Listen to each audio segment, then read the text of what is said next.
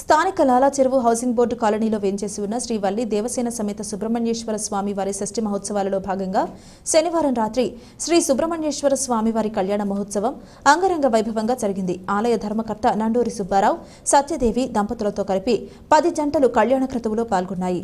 ఆలయ ప్రధాన అర్చకుడు అజయ్ శర్మ, అర్చకుడు రవిస్వామి వారి కళ్యాణ మహోత్సవాన్ని భక్తి శ్రద్ధలతో జరిపించారు. ఆలయ పరిసర ప్రాంతాలు వేద మంత్రాలతో మార్మోగాయి. ధర్మకర్త నండూరి సుబ్బారావు, సత్యదేవి, వాకచర్ల కృష్ణ, సూర్యకుమారి, శివకుమార్, సాయి శిరీష, సాయి ఉదయ్, కమలాకుమారి, వీరభద్రరావు, ఆశ, బాలు కళ్యాణ మహోత్సవ పీటలపై కూర్చున్నారు.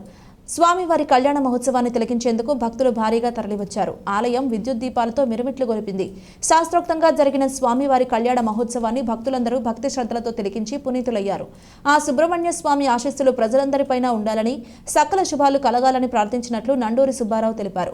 ధ్వజస్తంభంతో పాటు శ్రీ సుబ్రహ్మణ్యేశ్వర స్వామి ఆలయాన్ని మాజీ కార్పొరేటర్ నండూరి రమణ వ్యవస్థాపకులుగా ఇక్కడ నిర్మాణం చేయడం జరిగిందని వివరించారు. కళ్యాణ క్రతువు ముగిసిన తరువాత వేద పండితులు దంపతులకు ఆశీర్వచనాలు, తీర్థప్రసాదాలు అందజేశారు.